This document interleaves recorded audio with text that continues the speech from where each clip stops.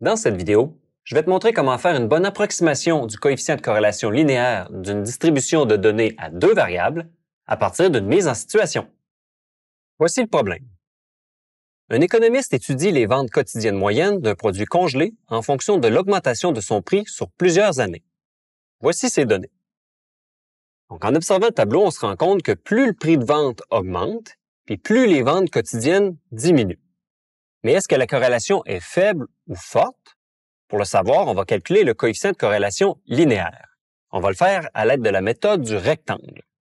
Et pour ça, il y a trois étapes. Donc, tracer le nuage de points, tracer un rectangle et mesurer sa longueur et sa largeur, et ensuite calculer R à l'aide de la formule suivante. Allons-y avec la première étape, c'est-à-dire tracer le nuage de points. Mais avant de placer mes points dans le graphique, je vais commencer par identifier les axes. Comme dans ma table de valeurs, le prix de vente était la variable indépendante, je le place sur l'axe des X, et les ventes quotidiennes, je le place sur l'axe des Y parce que c'est la variable dépendante. Maintenant, je dois graduer mes axes. Moi, j'ai décidé de faire des bons de 2 $ pour l'axe des X. Comme ça, je vais de 0 jusqu'à 26, donc je couvre tous les prix de vente qui allaient de 7,99 à 20,99 $. Maintenant, pour ce qui est de l'axe des Y, idéalement, quand on veut calculer un coefficient de corrélation linéaire, on met la même graduation autant que possible pour les deux axes. Donc, je vais donc faire des bonds de 2 aussi pour l'axe des Y. J'ai ajouté une coupure d'axe parce que je passe directement de 0 à 24 pour la première case, puis après ça, c'est des bonds de 2 partout. Maintenant, je peux placer mes points. Donc, je vais placer le point 7,99,40. Donc, 7,99, bon, on pourrait dire 8. Alors, je m'en vais à 8 $ et il y a 40 ventes. Donc, il va y avoir un point qui va aller là. Et ensuite de ça, je mets les points à tous les endroits là, qui correspondent aux coupes de coordonnées de ma table de valeurs. Et là, on voit déjà que notre nuage de points montre une tendance décroissante. Maintenant, je vais aller passer à l'étape 2. Pour la deuxième étape, je dois tracer un rectangle qui entoure tous les points de mon nuage de points. Je commence par tracer la droite de régression. Cette droite va servir de guide. En effet, les côtés longs de mon rectangle doivent être parallèles à la droite de régression autant que possible. Maintenant, je peux tracer les deux côtés courts de mon rectangle. Et là, avant d'aller plus loin, je dois m'assurer de certaines choses.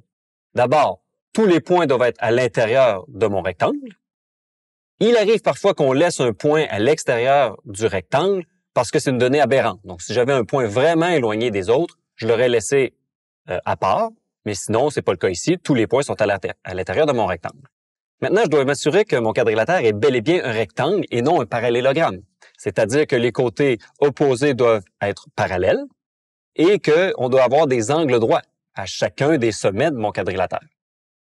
Maintenant que je sais que j'ai un rectangle et que tous les points sont à l'intérieur, je peux aller mesurer les dimensions de mon rectangle. Donc, la longueur de mon rectangle, moi, je l'ai fait préalablement, c'est 19,1 cm. Donc, je vais écrire tout simplement 19,1. Et la largeur de mon rectangle est de 3,7 cm. Je vais l'indiquer ici. 3,7 cm également. C'est important d'avoir la même unité de mesure.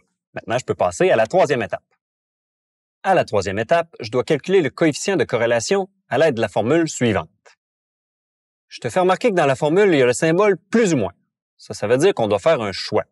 Alors, on choisit plus si le nuage de points montre une tendance qui est croissante et je choisis le moins si la tendance est décroissante, comme c'est le cas ici. Donc, moi, je choisis le moins. Ensuite, je remplace petit côté par la largeur de mon rectangle, soit 3,7 cm, et grand côté par sa longueur, soit 19,1. Je commence par la division, donc 3,7 divisé par 19,1 me donne environ 0,19. Je l'indique. Je fais la soustraction, donc 1 moins 0,19 donne environ 0,81, ce qui fait que mon coefficient de corrélation linéaire est d'environ moins 0,81. Maintenant, rappelons-nous la question de départ. Est-ce qu'il y a une corrélation entre le prix et les ventes de l'article? Nous, on avait vu avec le nuage de points que oui, il y avait une corrélation. Si oui, est-ce que la corrélation linéaire est forte ou faible? Et on répond à cette question en donnant une estimation du coefficient de corrélation linéaire. Notre estimation est faite. Elle est de moins 0,81. Maintenant, on a besoin d'un tableau pour savoir si c'est fort, moyen ou faible.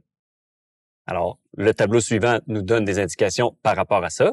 Et nous, on voit que notre valeur, la valeur absolue de moins 0,81, c'est-à-dire 0,81, Ben, c'est exactement à mi-chemin entre 0,75 et 0,87. Donc, ça veut dire que nous, notre corrélation est entre moyenne et forte. On pourrait la qualifier de moyennement forte. Alors, je suis maintenant prêt à donner une réponse complète. Donc, oui, il y a bel et bien une corrélation. Le coefficient de corrélation linéaire étant de moins 0,81, elle est moyennement forte.